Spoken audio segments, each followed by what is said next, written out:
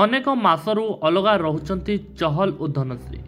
କ'ଣ ନେଇଛନ୍ତି କି ଅଲଗା ଅଲଗା ଘର?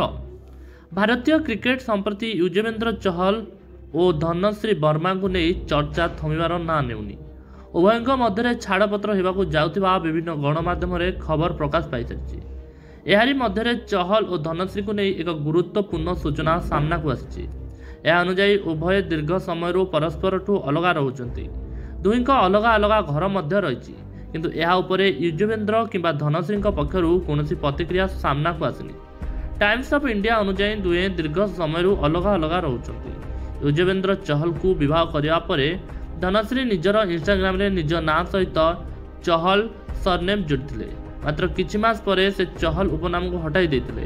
ଏହାପରଠୁ ଉଭୟଙ୍କ ସମ୍ବନ୍ଧ ଠିକ୍ ନଥିବା କଥା ଜଣାପଡ଼ିଥିଲା ଏବଂ ପରବର୍ତ୍ତୀ ସମୟରେ ମାମଲା ଶାନ୍ତ ପଡ଼ିଥିଲା। କିନ୍ତୁ ଏବେ ପୁଣି ଥରେ ଉଭୟଙ୍କ ମଧ୍ୟରେ ଛାଡ଼ପତ୍ର ଖବର ଦ୍ରୁତ ବେଗରେ ବ୍ୟାପିବାରେ ଲାଗିଛି। ଧନଶ୍ରୀ ପେଶାରେ ଜଣେ ପେଶାଦାର ଡ୍ୟାନ୍ସର। ସେ ସର୍ବଦା ଇନଷ୍ଟାଗ୍ରାମରେ ନିଜର ଡ୍ୟାନ୍ସ ଭିଡ଼ିଓ ସେୟାର କରିଥାନ୍ତି। ଏହା ସହିତ ସେ ଅନେକ ଟିଭି ଶୋରେ ନଜର ଆସୁଛନ୍ତି।